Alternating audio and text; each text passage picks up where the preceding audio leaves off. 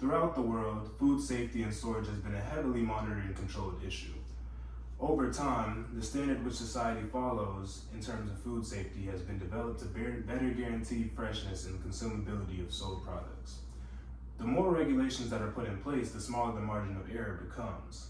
The consequences of not following these regulations, however, can lead to a widespread sickness, which is why they are so important. Without them, people can never know what is safe and what is not safe to eat. Think for a moment. You have invited a large group of friends to eat dinner at your house. For the ingredients, you've gone to your local affordable grocery store, where you shop all the time. What you don't know is that this store has recently stopped following proper food regulations. The ingredients you used for the meal were not as fresh as the store claimed, and because of this, everyone gets sick. The standards for food regulation in the world have developed to be stricter over time. According to Armstrong, modern food regulations started with the passage of the Food, Drug, and Cosmetic Act in 1938.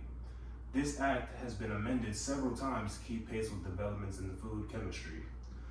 They are rapidly changing due to the influx of new information from scientists. This information is based on many different things such as nutritional facts as well as production efficiency. First, I would like to give a brief history of the beginning of food safety agencies, followed by insight into how these regulations affect society's distribution and consumption of food. The Food Chemistry Division is a pivotal part of our society today. This division, however, has had to develop over time to have better practices. The absence of food safety regulations led to many cases of contamination as well as improper storage.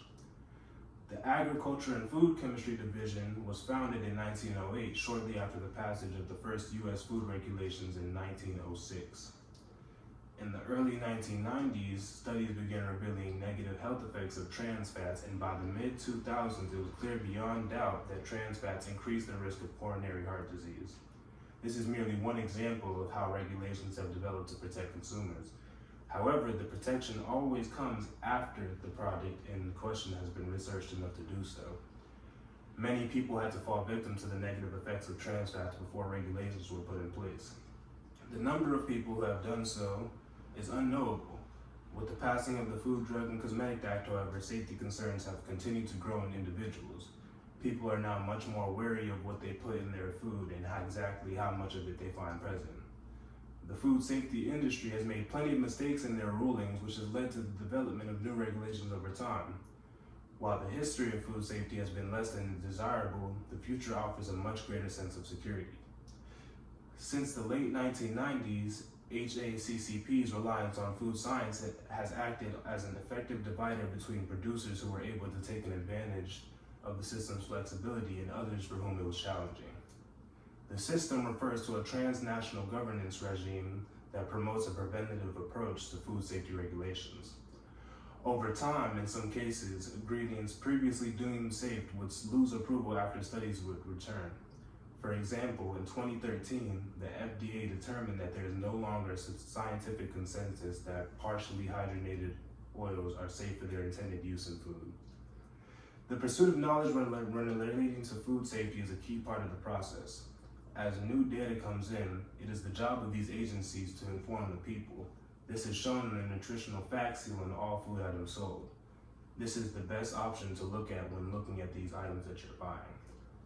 The systems of food regulations is invaluable to consumers as it is the only barrier available to consumers. This means that if the agency does not do their job properly, consumers could suffer from their failures. Establishments such as restaurants as well as food trucks are subject to these same regulations. Ingredients used in any food establishment must be FDA approved.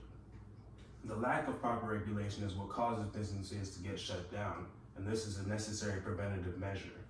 Although many ingredients are used daily, the amount of a product consumed is also an important factor. It is also not out of the norm that an amount of an ingredient is tweaked or substituted for something else entirely. In cases that the ingredient is deemed unsafe, it is only after repeated studies, but it is not always completely banned. In some cases, like sugar, it is safe for consumption, but known to cause health problems over time. So with more time, it is very likely that even some ingredients we use today may be considered unsafe in the future. Allow me to end this thoughtful insight into the importance of food safety with a few final thoughts. I showed that the existence of food safety regulations is key to society's continued health. I then explained the history of the agency and how they operate to provide quality service. I briefly examined the importance of the nutrition fact label on the food items, as well as their usefulness in informing consumers. Next time you're buying food, make sure you do your research on it. Finally, if it was not for food safety regulations, continued progress, people's health overall could be in serious jeopardy. Thank you.